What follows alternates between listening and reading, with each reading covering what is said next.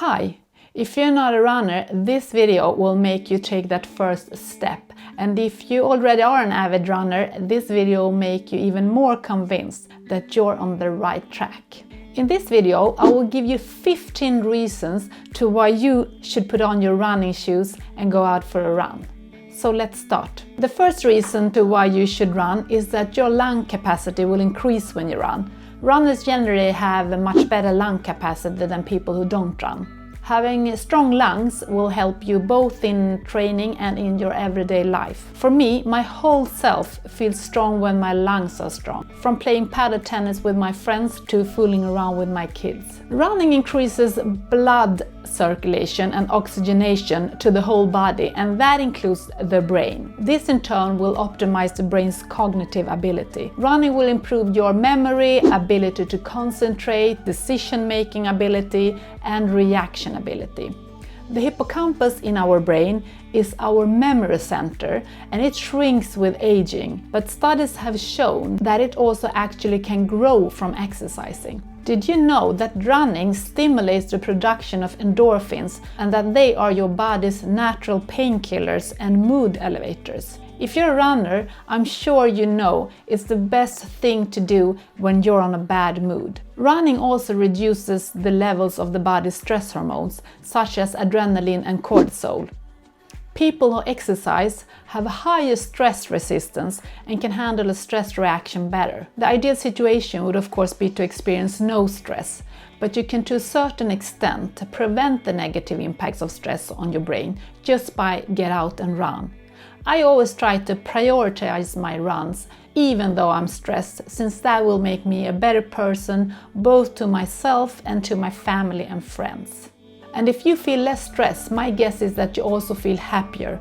Endorphins make us feel joy, satisfaction and happiness in one of its purest forms.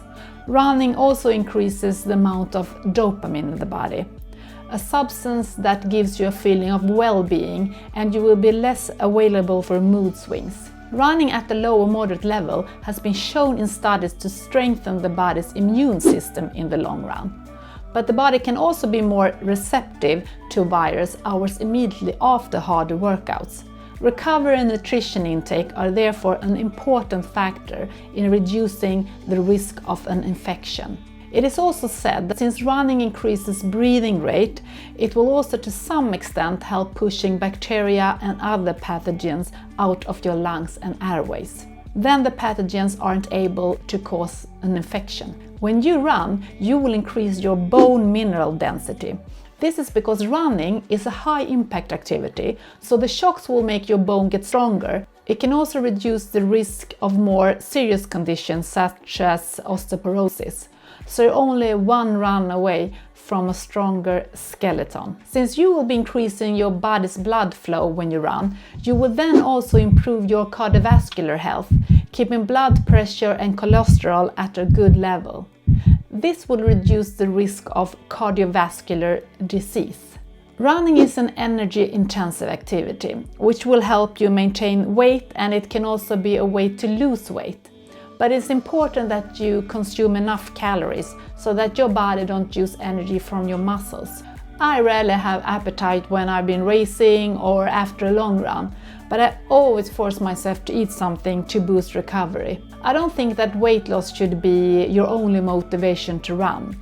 I think running is a way of life. But if you are overweight and want to lose weight, running can help you on your way, and you will have all the other benefits at the same time. Running will most often help you fall asleep more quickly and improve sleep quality. But if you are a beginner and have just started running, it can actually take up to 4 months before your body are used to the increased activity. And you should not run too close before you go to bed, because running stimulates the autonomic nervous system, and until it settles down, you can't sleep. When you run, your perception ability is trained, and especially when running on trails. The communication between your muscles and your brain will be at full speed. It will help to develop the nerve pathways between the brain and the muscles so that fine motor skills and balance are improved.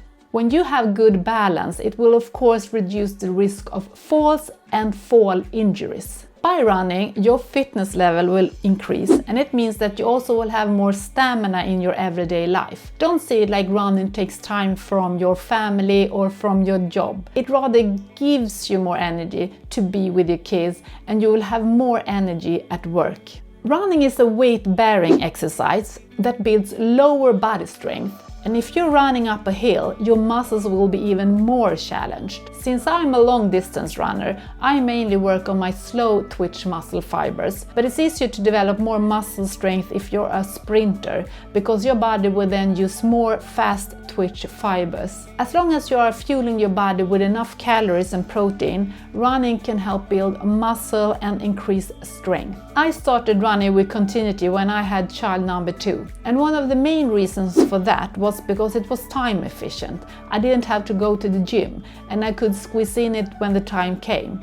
And this makes running training very effective. All you need is a pair of shoes, and maybe a watch, and maybe a flip belt, and maybe a phone and a pair of headphones, and that's about it.